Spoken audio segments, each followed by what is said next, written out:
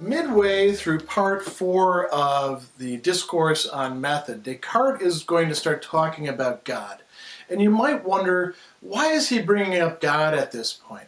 Well, the reason that he's doing so, as we'll see as we get towards the end of this, is that he needs God there as a kind of principle to provide him with some certainty about two things. One is that anything that we perceive clearly and distinctly will actually be true, and then about the external world.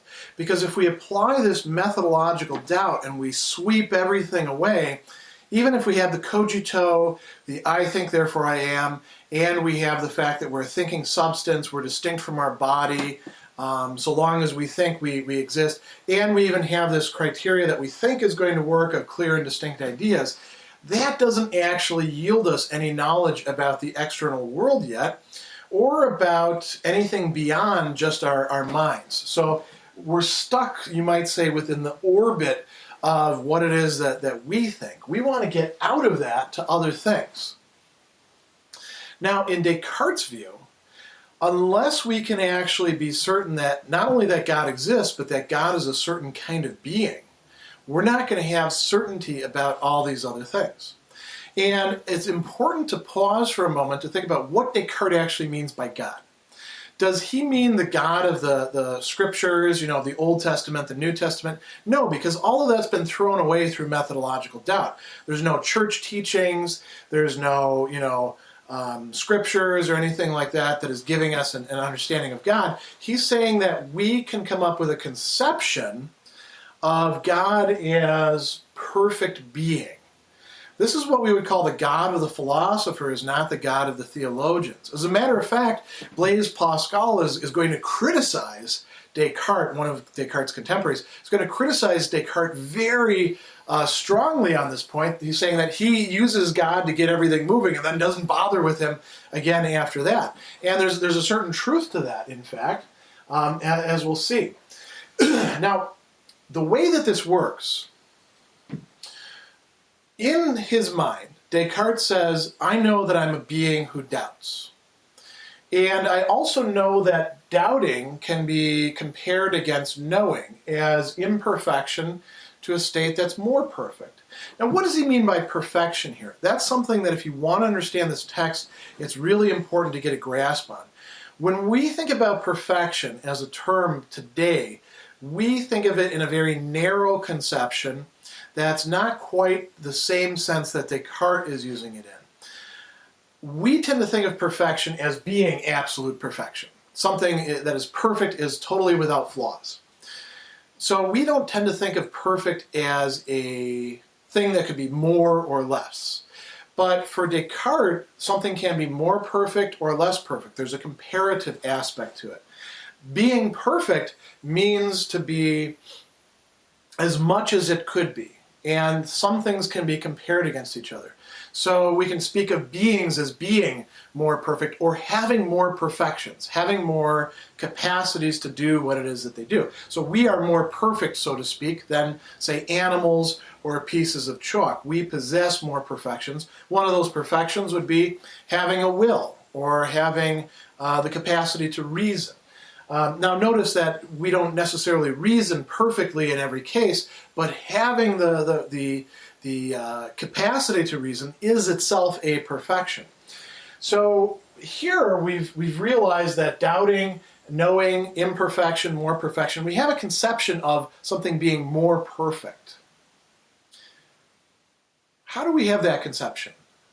How did that get into our heads? Well, we're actually presuming an idea of some more perfect being in doing so. Now notice that Descartes does not just say that we have an idea of the more perfect or of perfection. He talks about a being or a substance or a thing that's more perfect. Strictly speaking, perfection isn't something that can kind of hang out there in a void, even as an idea. It is a quality or a predicate of something. Now, you notice that I have this more here. Descartes is beginning with the conception of a more perfect being. ultimately we're going to want to get to the notion of perfect being as such, and that is the idea of God. How can we go from more to entirely perfect? Well, Descartes doesn't spell this out, but you can think this out on your own by a process sort of along these lines. If you can think of a more perfect being, can you think of a being that's even more perfect than that? Just add another perfection or take away some imperfection, and eventually you're going to reach some limit point where you've got something that is totally perfect, and that's an idea in your mind at this point. Now here's where it gets really interesting. Descartes says, let's think about our ideas. I've got ideas of all sorts of things, like the sky, the earth, light, heat, 1,000 others. Where did these ideas come from? I don't know yet, but there's no real mystery about where they came from. Maybe they came from me. Maybe I made them up and I told myself some sort of story and there isn't really a sky and an earth and all that sort of physical phenomenon. But those could be ideas that I manufactured in my own mind. It could be something that came to me from something else. It doesn't require any sort of perfection in order to produce those ideas. What about this idea, though? The idea of perfect being. Could that have come from, say, nothing? Maybe it just sort of popped into my head. Well, that doesn't work, because what comes from nothing? Nothing. And this isn't nothing. This is really a something, isn't it? This is a big something. This is a bigger something than, a lot of other things. So the idea of a perfect being is a different kind of idea than other ideas, according to Descartes. It contains something more in it. It can't be coming from nothing.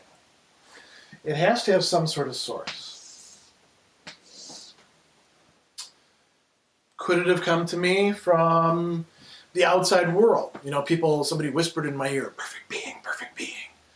Well, no, because we don't have an outside world yet at this point, do we? We have been talking as if we had pushed everything away in methodological doubt. So I can't rely on any sort of hearsay from somebody else as being the source of this. Where else could it have come from? Well, maybe the idea of perfect being came from myself. Maybe it came from my own mind. Maybe I created it.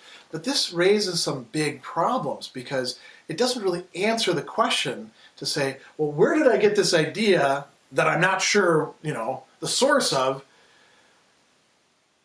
Well, I got it from myself. But the question is, where did I actually get this idea? It doesn't do any good to say, I got the idea that I found mysteriously in my mind because my mind manufactured it. Because then the question is still, well, how did it get there in your mind? We can kick it upstairs a couple times, but you're still not answering the question.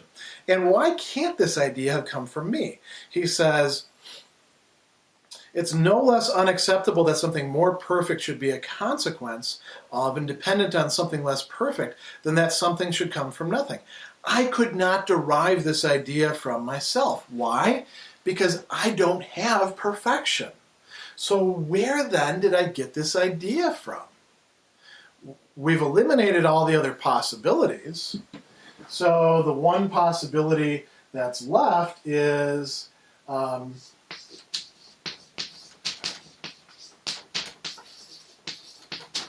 something that is outside of myself,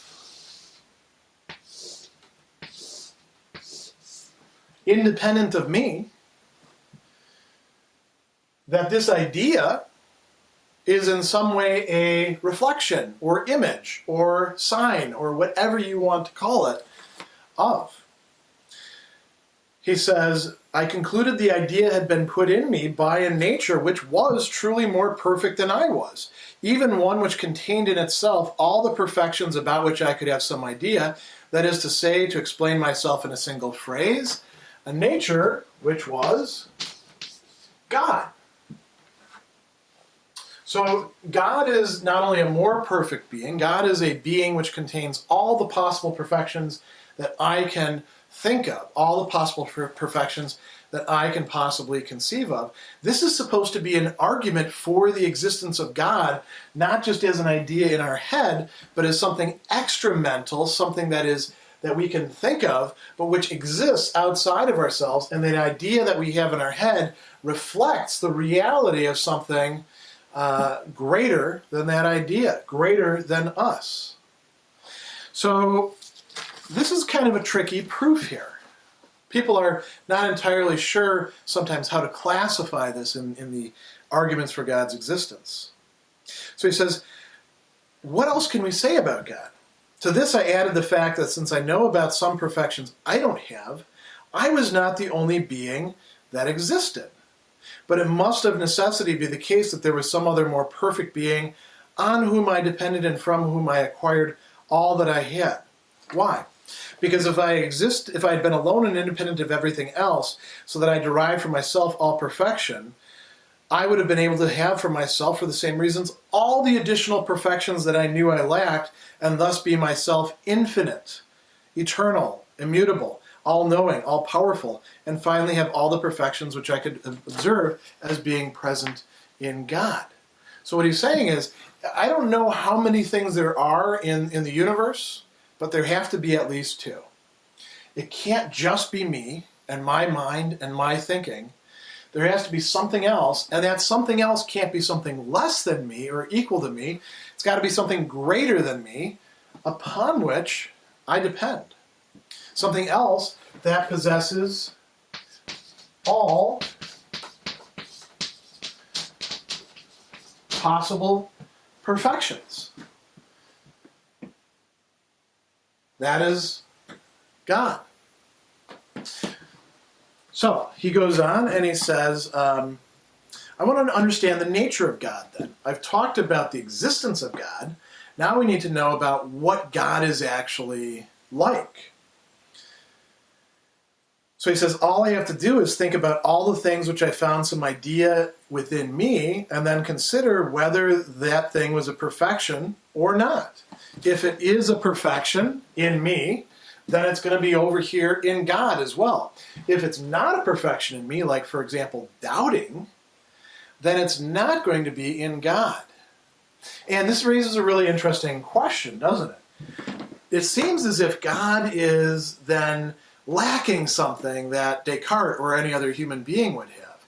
And Descartes uses a couple other examples there too. Feeling regret, feeling sadness, doubting. Are those really things that God lacks, or are those in effect something lacking within us?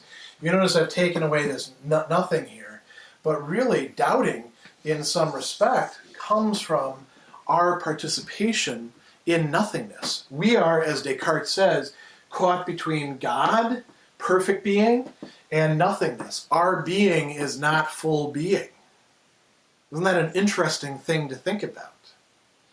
So our imperfections are actually lacks of something rather than presences of something, and they're not going to be in the perfect being that possesses all perfections and possesses no imperfections. There's another thing as well. He says, I had ideas about sensible and corporeal things. That means things that we can see with our senses and things that are bodily. He thought about these things and he realizes that all corporeal, all bodily, all extended things, as he says, indicate dependency, and dependency is a defect. They can change, they can break down, they can be divided into parts. So that means that God is not going to be bodily, God is going to be incorporeal. God is more like a mind than God is like a body. As a matter of fact, God is, you might say, a third kind of substance besides mind, body. There's also God, but this is a lot more like mind than it is like body.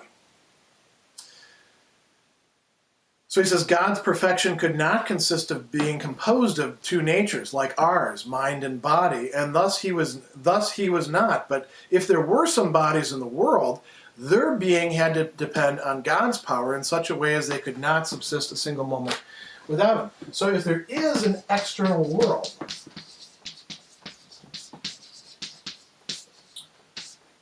of bodies, which would include my own, that depends upon God's creative power and God sustaining them in being. So if there is an external world for me to know, in a certain respect, I've got to go through God to get to it. That sounds a little funny, doesn't it? So he goes on a little bit further and he says, that's fine, but I want to know other truths. So I propose to myself the subject matter of geometricians. That means geometry, or something that I can reason out with my own capacities in my mind. Now, geometry pertains to the external world of bodies, but in a way it's abstracting from it. And the way that geometry works is, as we've seen, by proofs, long lines of argumentation. So he said, can I buy these proofs? Can I accept these? Now, why is this an issue? Remember, one of the things that was swept away in methodological doubt was the ability to trust our own reasonings, unless we see clearly and distinctly that the ideas must be true, that they follow. So he has an example here about triangles. If we have a triangle, and think about the nature of a triangle, right? Here is a triangle right here. Not the best triangle, but we know one thing about triangles. The angles all have to add up to 180 degrees, at least if we're in Euclidean geometry. If you're doing non-Euclidean geometry, okay. Descartes didn't know about non-Euclidean geometry. So he says, this is a property of a triangle. So if you actually do have a triangle, it's got to add up to 180 degrees. There's no way about that. That doesn't mean you necessarily have to have a triangle. But if you do have a triangle, then it follows, right? Sort of like saying, if somebody is a thief, they must have stolen something, because they can't be a thief without having stolen something. Maybe nobody ever steals anything, there are no thieves, but if somebody were to steal something, then that person would be a thief. Or if somebody is a thief, then they must have stolen something, right? Descartes is actually going to apply this to God, because one of the perfections we can talk about is, in fact, existence. And here he's going to give us a different argument for the existence of God. This one, by the way, corresponds to the argument in one of his other books, the Meditations, in Meditation 5. The argument that we developed so far corresponds to the argument in Meditation 3. He's got this argument from existence where he says, if we think about the nature of triangle and then we think about the nature of God, existence is a perfection. God is a perfect being. So if there is even the conception of a perfect being, that must include existence within it. So God cannot not exist. God must exist. He says the idea of God, it includes the idea of existence. Or put it in other ways, he says, it's just as certain that God, this perfect being, is or exists as any geometric proof can be. And he says, why do people have problems with this? Why do people then think God doesn't exist? Well, because they're not accustomed to thinking about these things just on the basis of thought alone, but they're always using their imagination. They're imagining that God is something like bodies. The same logic doesn't apply to physical, corporeal bodies as does to God or the human mind. So if we don't use our intellect but rely on our imagination, we're not going to understand this.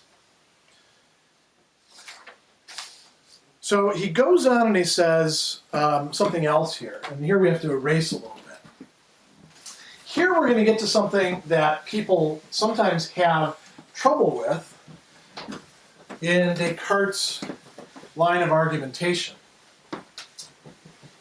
And it's called the Cartesian circle. Here's how we get to it. So we know that God exists. And we've just talked about the argument for that. Now, God exists, that means that a being of perfect being exists, right? That's really the same thing. And what is one of the perfections? Or rather, let's think about something that's an imperfection. Could God be a deceiver? Could God be lying to us? Could God be sending us, for example, images of things that aren't really true, that aren't really veridical, that don't add up to the way that reality is? That wouldn't make sense, because goodness is a perfection, whereas being a deceiver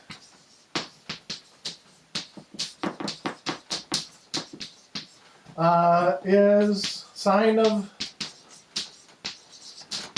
a lack of perfection. Why do people try to trick other people? Sometimes it's because they want to steal something from them. They want to get something from them. They want to have power over them. Anytime that somebody does that, that's a sign that they're screwed up in some way. They lack a certain perfection.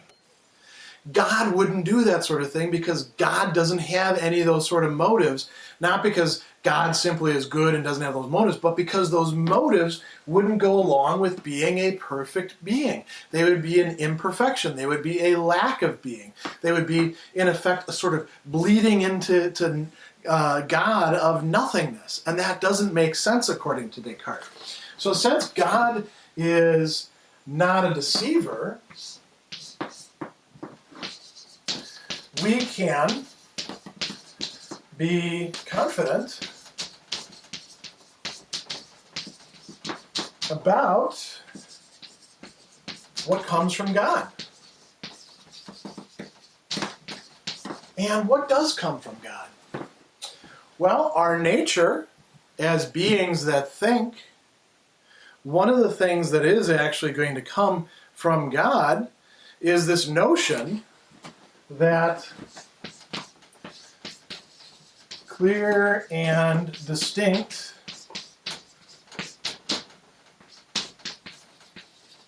ideas are true. So what this means is, if we stick to the realm of clear and distinct ideas, we're not going to go wrong. Why not? Because God himself, the perfect being, has set things up in such a way so as, if we stick with these, we will reach the truth. So long as we don't allow, say, our imaginations or our commitments based on our willing or our action to outstrip our intellect, what it is that we actually know, our capacity to reason, we will be able to stay within the realm of the truth. That means that if we're going to study bodies, we want to approach them not just by looking at them, because, senses can be deceptive, but by thinking about them in terms of their properties. We want to do science. This is what gives Descartes the capacity to say science can reach the answers. Not only about the mind, not only about God, but about the physical universe, about our bodies, about animals, about technology, about the entire cosmos. Now, there's a problem here. Because how do we know that God exists? This is at the end of the chain, right? Clear and distinct ideas are true. But when we were making the argument that God exists, weren't we also relying upon clear and distinct ideas to make that argument? How do we know that when we did that reasoning earlier about perfect beings and where they could come from and ideas and all that, how do we know that we weren't screwing up just like somebody who makes a mistake in arithmetic or makes a mistake in logic with a long chain of argumentation? This is what we call this whole thing the Cartesian circle. And one of the criticisms that's made of Descartes on this account is that he's really engaged in a circular process of reasoning. Now, Descartes is smart enough to know that this does look circular. Descartes' way of responding to this is to say, no, it appears to be circular, But, what's going on is God does in fact exist, and that's what gives us the clear and distinct ideas that we would need in order to be able to see that God exists. But it's not like I'm making God. It's not like I'm manufacturing him with my ideas. My ideas are corresponding to something that's actually there, and that thing that's actually there is giving me the capacity to rely on these clear and distinct ideas. Whether or not you accept the Cartesian circle, you now see where he's going with this line of argument. What's he going to draw as a conclusion? He says, now after the knowledge of God and the soul in this way has made us certain of this rule, that I can trust clear and distinct perceptions, it's easy to see that the dreams we imagine while asleep shouldn't make us doubt the truth of the thoughts we have while awake. For if it happened, even while we were sleeping, we had some really distinct idea, for example, a geometer coming up with a new proof in his sleep or her sleep, the fact that they're asleep doesn't prevent it from being true. And as for error, it doesn't matter that the most common dreams we have can give us occasion to challenge the truth of such ideas, because these ideas can also mislead us when we're not asleep. So he says, whether we're awake or asleep, we should never allow ourselves to be persuaded except by the evidence of our reason. Our reason, not our imagination or our senses. And he gives the example of the sun. When we look at the sun looks like a little dot, and so we might imagine that the sun is 2 inches wide or something like that. And that's what our senses are giving us. Even our imagination might give it to us that way. Our reason is what tells us that it's something like, if I remember right, 93 million miles away from us, and many times larger than the Earth. That is our reason that does that. When we see an animal, for example, we have sense perception of that. We imagine things. But if we were to truly understand the animal, we would think about it in terms of the mechanism of its body, its corporeal parts, and how they all fit together. So what we've got here now is, having begun from a principle of methodological doubt that swept away seemingly everything, we now have a universe that we can understand, but only through the capacities of reason and science. And we have ourselves that we can understand through reflection upon ourselves, and we have God. Can we really understand God according to Descartes? Not so much. And he doesn't talk about God very much from this point on. But you see the role that the argument about God's existence and about God's nature plays in his philosophy.